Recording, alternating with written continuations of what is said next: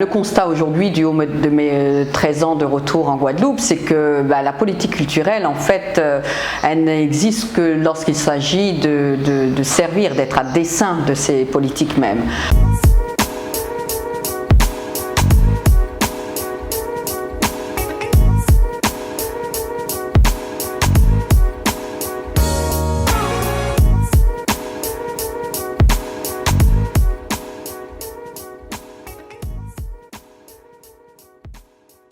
Donc deux exemples très clairs, celui du Memorial Act, qui même s'il est quand même pour moi à une initiative extrêmement intéressante, a quand même suscité de la part des artistes, de la communauté des artistes au moment où il n'était même pas sorti de terre, beaucoup de questionnements, beaucoup d'interrogations, mais surtout beaucoup de critiques avant même qu'il n'était sorti de terre. Je me souviens, on était à l'époque convoqués, les grandes messes, nous allons comme projet ce Memorial Act, de faire ci, de faire ça. Et finalement, alors déjà nous au niveau de l'Artocap, je dois l'avouer, on a été quand même très ravis, très honorés, c'est le terme, de voir que nous étions sur la liste des invités pour l'inauguration officielle avec tous ces présidents, premiers ministres des Caraïbes, etc., président Hollande. Donc à l'époque, nous avions quand même renforcé l'Artocap avec une figure majeure de l'art contemporain qui est la commissaire Régine Cusin, qui nous a accompagnés pendant 4 ans. Et donc Régine Cusin reçoit son invitation, la présidente de l'Artocap reçoit son invitation, mais nous étions à l'inauguration du Memorial Act. Donc là, très clairement, à l'inauguration, qu'est-ce que j'ai pensé? Je me suis dit, bon, quelles que soient les critiques qu'on peut avoir par rapport à cette institution qui émerge, je crois qu'on ne pourra pas faire fi de ça. J'avais toujours dit en amont dans les réunions d'Artocap que tant que le mémorial n'est pas sorti de terre, c'est un plus pour l'Artocap parce que justement on vient à nous parce qu'il n'y a rien d'autre. Et ça n'a pas loupé. Une fois que le mémorial est arrivé, les bruits de couloir parmi les artistes étaient que tous les fonds, toutes les subventions possibles allaient au Memorial Act qui soi-disant coûtait une fortune, je dis bien soi-disant. Et effectivement, on a vu nos budgets de subventions dégringoler à vitesse grand V. Ça, c'est une chose réelle. Ceci dit, on avait quand même la sagesse de dire, puisque c'est là, autant faire avec et apporter notre contribution, puisqu'on avait quand même une expérience de quelques années de travail de terrain. Et on avait même fait un audit à l'époque qui nous avait fait cette recommandation d'aller vers le Memorial Act. Donc on a proposé un premier cycle de 10 conférences sur l'art contemporain. Cycle qui a eu vraiment énormément de succès. J'ai encore jusqu'à aujourd'hui des retours de personnes qui sont venues assister aux conférences, mais bien sûr que je n'ai pas repéré dans le public, qui me disent j'ai appris tellement de choses à vous écouter, puis vous expliquez tellement bien, etc., etc. Donc du coup je me suis dit voilà, essayons de poursuivre au moins sur ce créneau-là, créneau théorique, tout simple, l'art contemporain, c'est quoi? Et aujourd'hui, le Memorial Act, on sort de campagne politique, c'est assez déplorable tout ce qui s'est passé là vis-à-vis de sa directrice. Au début, bon, j'étais comme tout le monde à me dire mais qu'est-ce que c'est que ça, cette histoire de taxi, d'info-intox.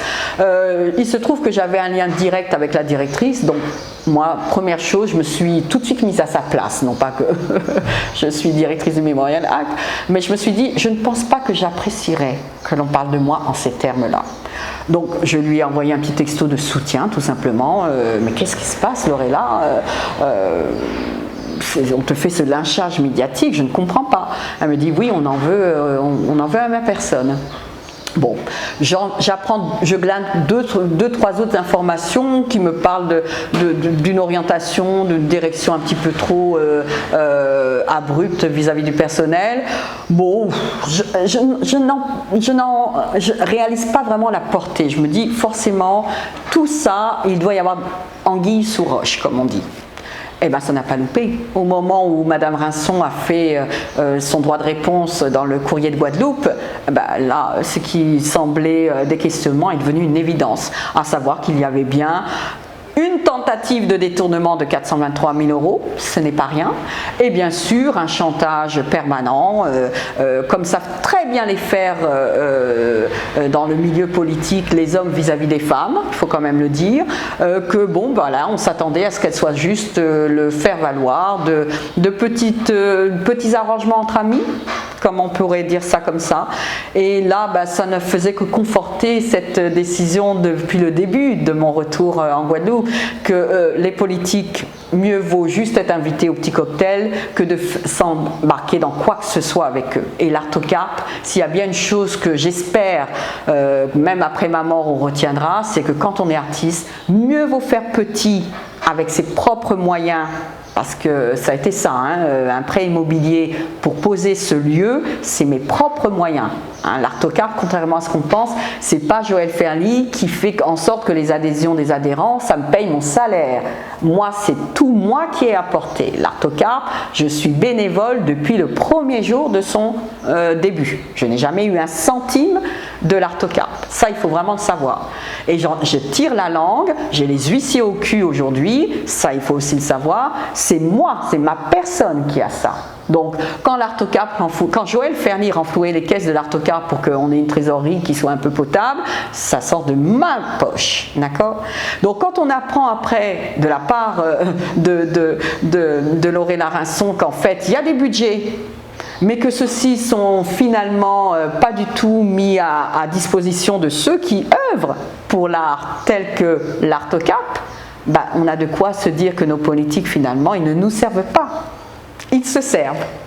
Donc, j'ai la plus grande déception vis-à-vis de ces politiques, de la façon dont la politique culturelle s'opère en Guadeloupe, et je crois que le plus beau geste qu'ont pu faire les artistes, c'est de se mettre de manière quasiment non concertée, mais en masse, dans ces dernières élections pour la régionale, dans l'espace public, ils se sont dévoilés, Joël Nanquin avec nous, Pierre Chadru avec Christelle Nanor, Damien Théophile et moi-même avec Alain Plaisir. Moi, j'ai vu dans cet engouement une volonté de dire stop, on en a vraiment assez de toutes ces magouilles. Ça a été vraiment pour moi un message très clair.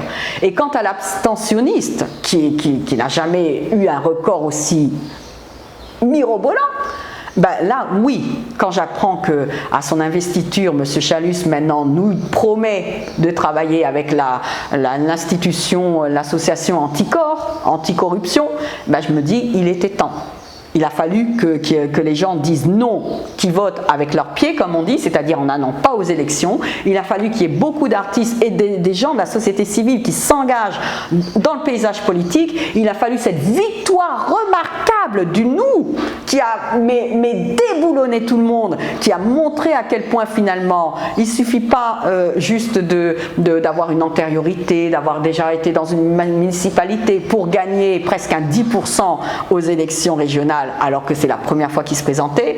Bref, tout ça contribue à montrer, pour moi c'est la traduction, et j'aime beaucoup, je parle en réfléchissant, mais j'aime beaucoup que ça se soit passé après plus de 10 ans plus tard après LKP, parce que c'est en fait, LKP avait posé de manière les syndicats dans le paysage, la population en 2009, tout le monde était frustré qu'il n'y ait pas eu un engouement politique derrière tout ça, enfin du moins une traduction politique, et en fait ces élections régionales a été la première traduction politique, c'est-à-dire qu'il a fallu plus de 10 ans à la société déjà d'ingurgiter ce besoin de peut-être prendre à corps le monde de la chose politique, et surtout pour les artistes d'arrêter de rester dans leur petit nuage. Moi je suis artiste mais je ne fais pas de politique, l'Artocap est apolitique, mais comme j'ai dit à l'association, Joël Ferly a le droit d'être politique.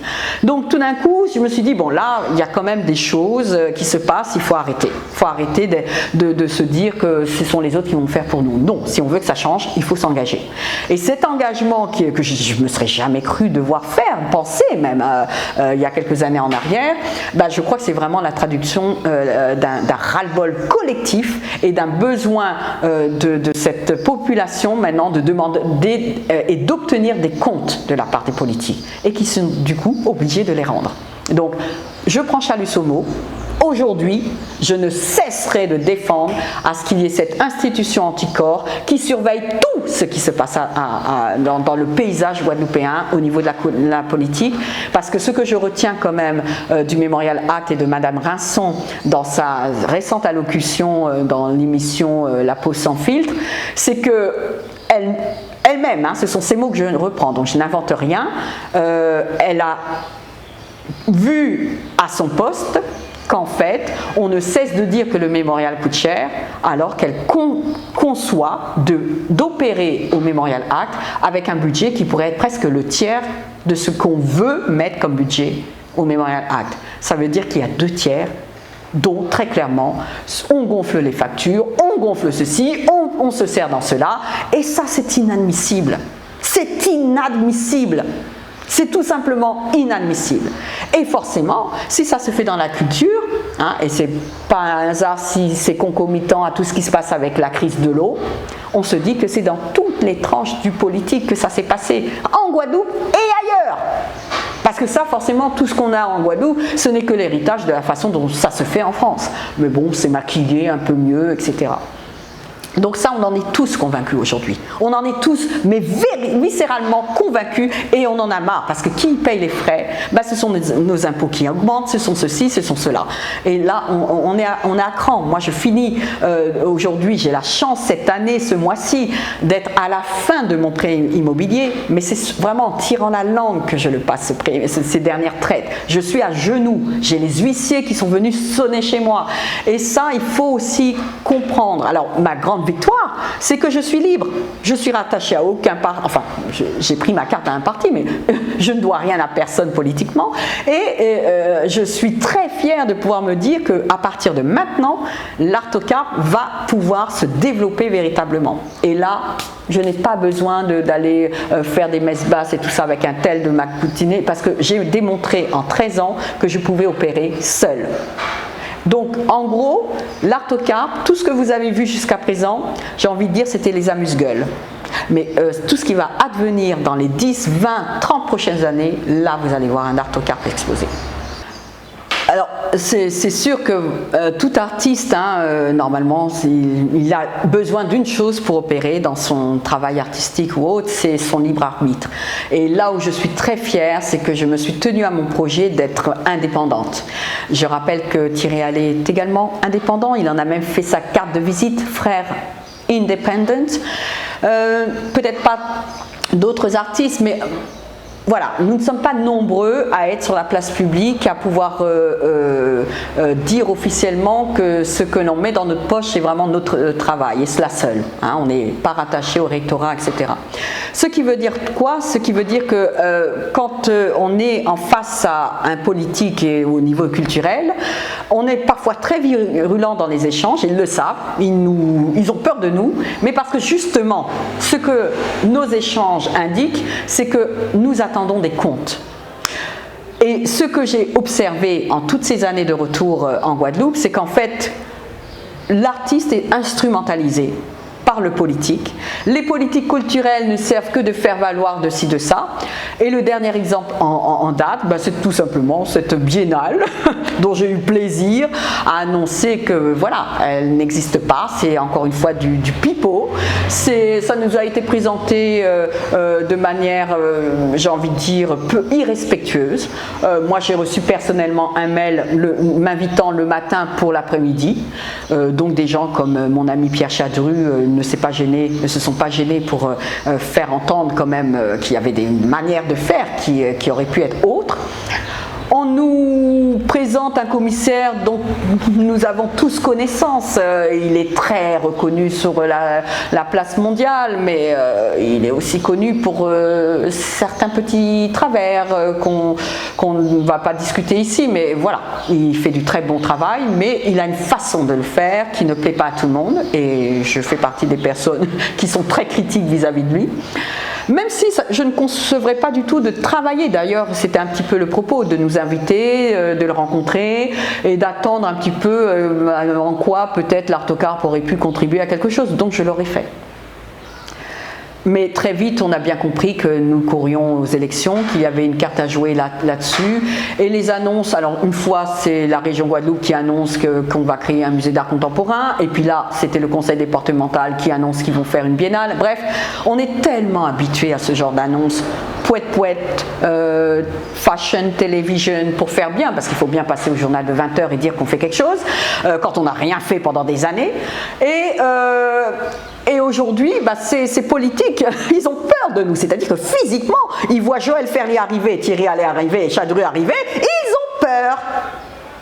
Donc, on s'en prend plein la tête, parce que c'est même politique, vont faire après passer le mot que tous ceux qui ont signé la lettre pour rétablir Lorena Rasson n'auront pas de subvention. Donc, Joël Ferli est blacklisté, ni plus ni moins.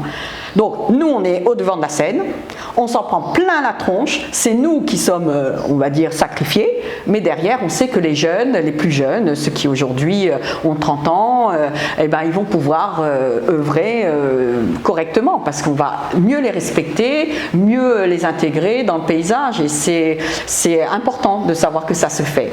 Un exemple que j'aime donner pour ceux qui ne savent pas, à une époque, à la Fondation Clément, on nous avait invités à exposer, puis à ma grande surprise, il n'y avait pas de contrat pour les artistes. Tout le monde a retenu l'artiste en grève de Joël Ferli, relayé avec Jocelyn Valton dans le rédactionnel, sauf que personne n'a retenu que c'est quand même grâce à Joël Ferli que depuis, la Fondation Clément fait des contrats aux artistes. Parce que moi, j'ai envoyé tout l'armada. Joël Ferli étant professionnel, on n'a pas de contrat. Allô, la DHP, on n'a pas de contrat. C'est bizarre, une fondation qui ne donne pas de contrat.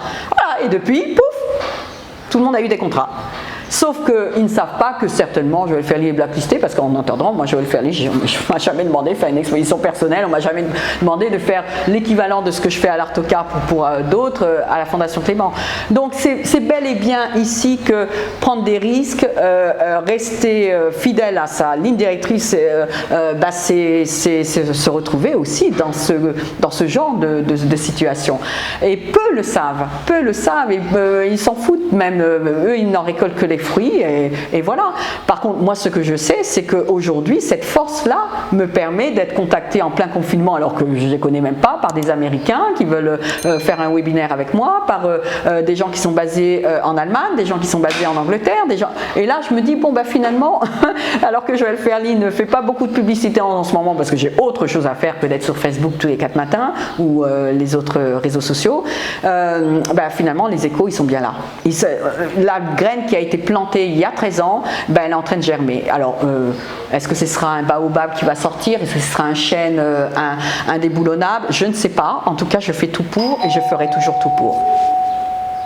Alors, l'Artocar, maintenant que ça a 13 ans, forcément, on a la possibilité de faire le bilan sur toute la scène artistique qu'on a pu voir, alors uniquement dans le secteur de l'art contemporain, bien sûr.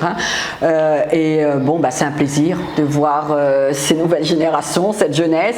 On a beaucoup travaillé, même si là encore, on n'en a pas fait publicité, mais avec l'école d'art de Martinique, je faisais encore un workshop il n'y a pas très longtemps, en plein confinement. Donc, on est au courant de ces jeunes qui sortent, qui viennent.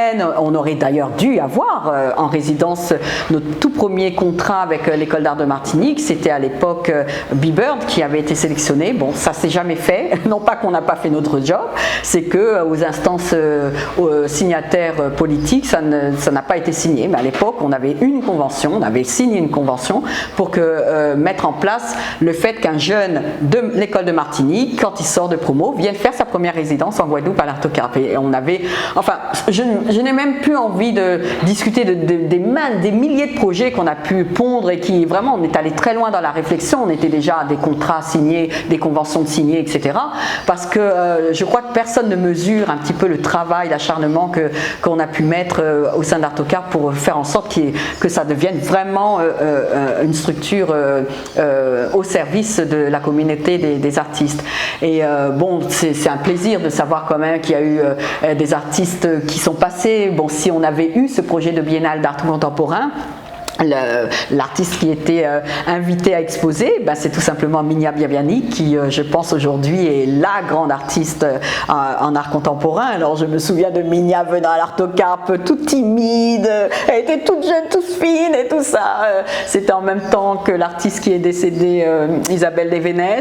Je tiens d'ailleurs en passant à rendre hommage à ces 3 artistes anciens membres de l'Artocarpe qui nous ont quittés pendant la période du confinement. Donc il y a Isabelle Desvénez, il y a l'artiste de la Dominique, dont j'oublie le nom, de son nom m'échappe, ça va me revenir, et l'artiste haïtien Sébastien Jean, Marvin Fabien. Voilà, donc l'artiste de la Dominique, Marvin Fabien, et Sébastien Jean, tous les 3, là ça a été vraiment un coup de massue, mais on est, je peux te laisser y aller, on est vraiment dans cette possibilité aujourd'hui de réaliser à quel point l'Artocarpe a finalement une antériorité, puisqu'on a vu des artistes, pour certains on leur a même mis le pied à l'étrier, et aujourd'hui ils se déploient à travers le monde. Alors là bien sûr le meilleur exemple à donner c'est Kelly Senapamari, il y en a d'autres au niveau des artistes qui étaient déjà bien rodés mais qui commençaient à se faire connaître en Guadeloupe, qu'on connaissait beaucoup moins. Il y a eu celui qui fait du numérique, dont j'oublie toujours le nom, David Gums, bien sûr, Henri Tolio, que nous avons accompagné avec bonheur à la Biennale de la Havane, et ça, c'est vraiment ce que beaucoup d'artistes n'ont pas compris aussi. L'Artocarpe, on en était là. La Biennale, il faut le savoir, les responsables de la Biennale nous appelaient pour que nous recommandions des artistes à la Biennale de la Havane. Quoi de mieux que de démontrer que dans une communauté d'artistes, on est en mesure de devenir nous-mêmes institution, qu'on n'a pas besoin d'eux. Alors que quand je suis arrivée sur la place publique, rappelez-vous, c'était une responsable de Martinique qui se permettait de considérer que les artistes de Guadeloupe étaient son propre vivier. C'est elle qui faisait la loi, la pluie et le beau temps, entre toi tu iras à la Biennale, toi non, toi je te déteste ou tu me détestes, donc voilà, c'était ça. Et nous on a radicalement métamorphosé, mis un stop, un holà à tout ça. Donc aujourd'hui, tous ces artistes qui montent eux-mêmes leur festival, qui montent eux-mêmes leur espace de résidence et tout ça, mais c'était bien le propos. J'ai presque envie de dire, l'Artocarpe doit imploser, exploser, ne plus y avoir, puisque les ramifications seront des artistes qui auront compris, tout comme moi à l'époque, que être en charge artistiquement, c'est donner les moyens d'être indépendant, autonome, j'ai envie de dire spirituellement, intellectuellement et dans sa pratique artistique. Et aussi de faire en sorte de penser à son voisin, d'arrêter d'être toujours en électron libre, de penser qu'on est en compétition et tout, de s'entraider. Un lieu, un espace de résidence, c'est quoi? C'est ah tiens, tu m'apprends à faire ta couleur machin, ah tiens, j'ai pas de four céramique, mais toi t'en as un. C'est quand même de l'échange, bordel. Si on est tous à devoir réinventer la roue à chaque fois qu'on veut faire une œuvre d'art, on n'ira pas loin. Et malheureusement, tous les artistes que j'observe qui sont encore dans un aspect de compétition, bon, ils ont peut-être leurs belles heures aujourd'hui, mais soit pouf, le jour où il y a une claque, ils sont tout seuls à prendre leur claque, j'ai envie de dire, et j'ai presque envie de dire c'est bien fait pour leur pomme, parce que il faut le savoir, être au devant de la scène, c'est aussi moi me prendre des claques de ces artistes-là justement. Donc quand ils sont tout seuls, ils n'ont pas une petite structure comme l'Artocarpe qui sait monter au créneau, qui sait écrire des lettres, qui sait ceci, et qui sait aller très loin dans la possibilité de les protéger. Quand je dis protéger, c'est parfois juridiquement. Ça, personne ne l'a compris. Donc c'est leur problème. Aujourd'hui, on est dans d'autres univers. Comme je l'ai dit, l'Artocarpe a un pied à Mayotte. Notre présidente est à Mayotte. Elle nous annonce qu'elle renfloue pour une année à Mayotte. Les bons artistes qui sont vraiment le cœur même de l'Artocarpe, des artistes martiniquais comme Jean-François Beauclé. Là, en ce moment, il y a l'artiste Charles Choulem Rousseau, photographe. Ils sont à Mayotte. Là, j'aurais dû être à Mayotte d'ailleurs. J'aurais pas dû faire cette interview. Bon, voilà. On sait qu'on continue. On sait qu'on continuera toujours, que ce soit Trinidad qui nous appelle, que ce soit Barbac qui nous appelle. On sait que Miami, on sait que l'Artocarpe, ça existe, ça existera toujours, même si ça n'existe plus, j'ai envie de dire. Et quant à mon conseil pour la jeunesse, c'est tout simplement de croire en votre rêve, mais de vous donner les moyens d'être autonome avant tout, de ne dépendre de personne, vraiment de personne, de monter vos structures entre vous, de ne surtout pas vous mettre sous la botte, surtout pas d'un politique. Alors là, ça c'est le piège le plus gravissime qu'un artiste puisse faire, et de ne surtout pas se dire puisqu'un tel il a peut-être l'argent et tout ça, de ne voir que de mettre tous ses œufs dans le même panier. C'est toujours de glaner à l'horizon pour être bien plus fort, s'enrichir au niveau de l'expérience, et bien sûr après de pouvoir la partager, parce que plus on est un groupe fort, mieux c'est pour tout le monde, quand bien même il y a des tiraillements. De toute façon c'est humain de se tirailler, mais c'est tout aussi humain d'apprendre à ne pas se tirailler, d'apprendre à écouter l'autre et d'apprendre à respecter l'autre, parce que l'Artocarpe a démarré par des ateliers où chaque artiste avait l'obligation de nous recevoir en tant que groupe, et là on ne faisait qu'une chose, parler des œuvres dans la plus profonde, j'ai envie de dire, sincérité. C'est-à-dire, si on pense que l'œuvre n'est pas bonne, de ne pas dire à l'autre « ah ben oui c'est bien », parce que c'était ça au début. Les artistes ont appris à travailler, parce que c'est du travail être artiste, c'est pas juste dire tiens je fais ça puis ça va passer. Et on a vu, je crois que l'Artocarpe a participé à faire en sorte que le niveau même des œuvres produites puisse monter, et ça c'est grâce à la Poule à refaire, c'est grâce à l'Artocarpe, c'est grâce à Arbemao, des Jean-Marc I, des Thierry Allais et l'Artocarpe avec Joël Ferny. Quoi qu'on en dise, je crois qu'on me collera toujours cette étiquette à la peau que oui, dans l'Artocarpe et l'art contemporain, il y a Joël Ferny.